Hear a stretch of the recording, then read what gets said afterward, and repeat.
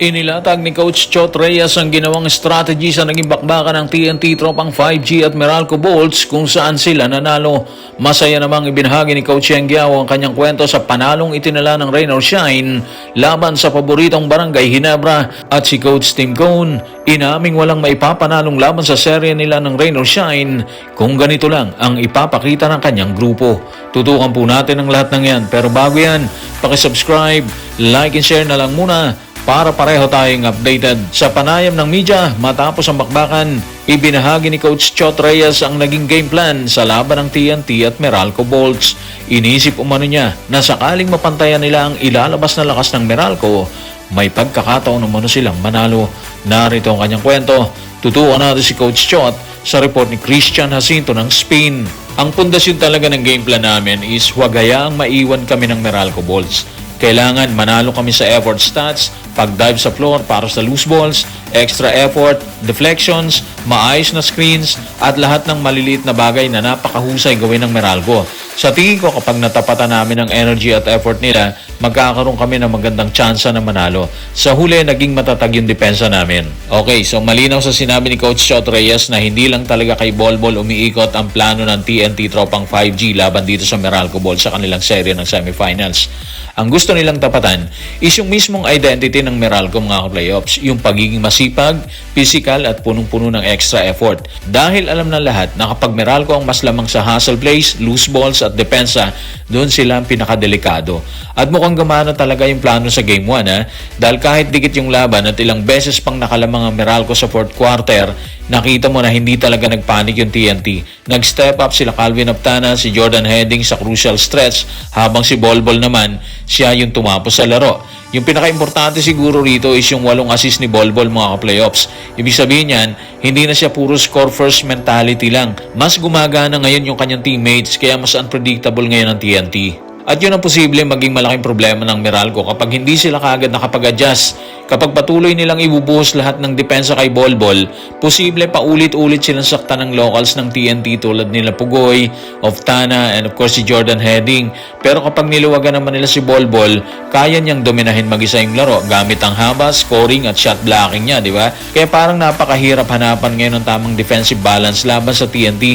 Sa tingin ko malaking adjustment ang kailangan gawin dito ni Coach Luigi Trillo at ni Coach Nenad Buccinit sa susunod na laban nila dyan. Dahil kung hindi nila mapipigilan ang ball movement at kumpiyansa ng TNT locals, posibleng lumala pa ang serye para sa kanila. At kapag tuluyang nahanap ng TNT ang full chemistry nila kasama si Bolbol, mas magiging mabigat silang kalaban habang tumatagal yung semis mga playoffs. Katulad naman ng TNT Tropang 5G, nakauna na rin sa semis ang Rain or Shine ni Coach Yeng Giao. Sa panayam ng media, nagbahagi ito ng kanyang pananaw na kung susuriin ay walang panalo ang kanyang grupo sa hanay na pinamumunuan ni Coach Tim Cone. Narito ang kanyang paglalahad. Tutukan natin si Coach Yeng sa report ni Jonas Tarado na Inquirer. Proud talaga ako sa mga players dahil ang ginagawa lang namin is sumipot dun sa laban. Sumipot at makipagkumpetensya para makaharap namin ang Barangay Ginebra na may GOAT import, GOAT coach, kalahati ng Gilas team at posibleng best player of the conference pa sa roster nila. Sino naman kami, di ba? Ang sinabi lang namin sa team is lumaban lang at tignan kung hanggang saan kami aabot. Kahit paano nakuha namin ang Game 1. Isang beses kaming sinwerte. Siguro tingnan natin kung ilang beses pa kami siswertehin. Tingnan natin. Maganda yung motivation na binigay ni Coach Yeng dito sa Rain or Shine. Ramdam mong gusto niyang alisin yung pressure sa players niya at ipaunawa na wala silang dapat ikatakot dyan. Imbes na isipin kung gaano kalakas ang kalaban, etong Barangay Ginebra, ang focus lang nila is lumaban ng todo at makita kung hanggang saan sila dadalahin ng effort at tiwala sa isa't isa. Minsan kasi sa semis mga playoffs, malaking bagay yung mindset na wala kaming dapat patunayan kung hindi yung lumaban. At maganda rin yung honesty niya tungkol sa Barangay Ginebra. Hindi niya tinanggi na loaded talaga ang Barangay Ginebra. May GOAT import na si Justin Brownlee, GOAT coach na si Coach Tim, maraming Gilas players, at posibleng best player of the conference candidate pa sa roster nila. Ibig sabihin yan, alam ni Coach Yeng na sa papel, dehado talaga ang Rain or Shine sa experience, sa star power at championship pedigree. Pero dun lalong naging interesting ang panalo nila sa Game 1 dahil pinakita ng Rain or Shine na hindi lang pangalan at superstar power ang labanan sa semis. Minsan, mas malaking bagay ang energy talaga, yung chemistry at gutom sa panalo mga ka-playoffs. At parang yun ang gustong iparating ni Coach Yeng na kahit gaano kalakas ang kalaban, kapag mas agresibo at mas determinado ang isang team, pwede pa rin nilang baguhin ang takbo ng serye. At yung sinabi niya na, tingnan natin kung ilang beses pa kami siswertehin, parang may halong biro, pero may kumpiyansa din yun dahil ang totoo niyan, hindi lang swerte ang dahilan kung bakit sila nanalo sa Game 1. Pinaghirapan nila yon laban sa isa sa pinakamalalakas at pinakakumpletong teams dito sa liga. Walang dudang masaya si Coach Yeng sa panalong itinala. Kabaligtaran naman sa hanay ni Coach Tim Cone.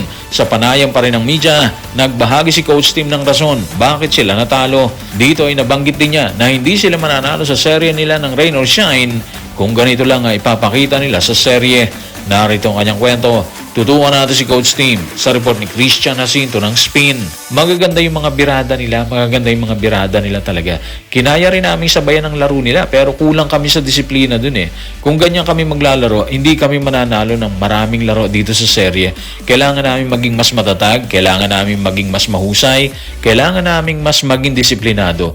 Magaganda yung mga birada nila at magaganda yung mga play nila sa dulo. Alam niyo, tama talaga yung naging point dito ni Coach Tim pagkatapos ng Game 1 laban sa Rain or Shine. Ramdam mong hindi siya satisfied sa naging disiplina at approach ng Barangay Ginebra sa laro.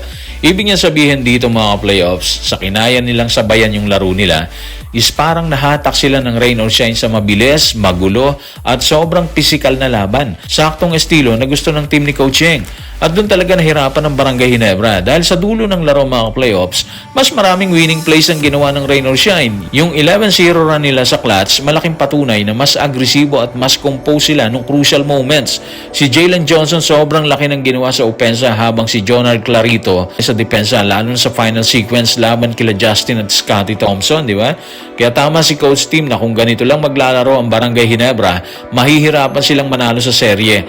Dahil ang Rain or Shine hindi basta-basta napapagod Kapag naging careless ka sa depensa, transition at late game execution, kaya ka talaga nilang tambakan ng momentum. Hindi sapat na umasa lang sa star power o comeback spirit laban sa team na sobrang disiplinado at gutom. At mukhang malaking adjustment na kailangan gawin ng Ginebra sa Game 2 mga playoffs. Kailangan nilang pabagalin ng konti yung laro, maging mas maingat sa turnovers at huwag hayaang maging puro takbuhan at energy game sa laban. Dahil kapag tuluyan naging komportable ang Rain or Shine sa pacing ng serye, posibleng lalo pang lumakas ang kumpiyansa nila habang tumatagal ang semifinals. So guys, maraming salamat.